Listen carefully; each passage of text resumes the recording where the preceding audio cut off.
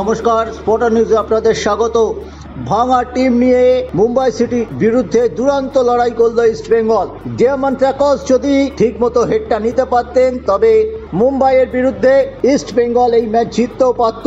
নিয়মিত অনেক খেলোয়াড়ই ছিলেন না, মাদি দালেলের কথা বাদ দিন, সল ক্রেসপোর পরেও চোটের তালিকায় চলে গেছেন হিজাজি, আনোয়ার, প্রায় 6-7 জনকে মেকশিফট জায়গায় খেলিয়েছেন। নন্দকুমারকে রাইট ব্যাকে খেলানো হলো, নুঙ্গাকে অনেকদিন ধরেই স্টপারে খেলাচ্ছেন, কখনো সাইড ব্যাকে খেলানো হচ্ছে, নাওরেম মহেশকে হোল্ডিং মিডফিল্ডার হিসেবে মাঝখানে খেলানো হলো। কিন্তু সেলিস ডেভিডরা বুক চিতিয়ে লড়লেন, তার সঙ্গে ছিলেন বঙ্গসন্তান সৌভিক চক্রবর্তী। ফলে পূর্ণ শক্তির মুম্বাই সিটি এফসির বিরুদ্ধে ইস্ট বেঙ্গল ড্র করলো। 18 ম্যাচে তাদের 18 পয়েন্ট হলো।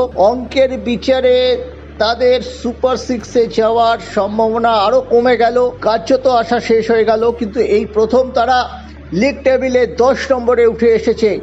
চেন্নাইয়ান এফসি এবং ইস্ট বেঙ্গল দু দলেরই সংগ্রহ 18 ম্যাচে 18 পয়েন্ট, কিন্তু গোল পার্থক্য ভালো থাকার জন্য ইস্ট বেঙ্গল এই মুহূর্তে 10-এ চলে গেল। তাদের গোল পার্থক্য -5 আর চেন্নাইয়ানের -8।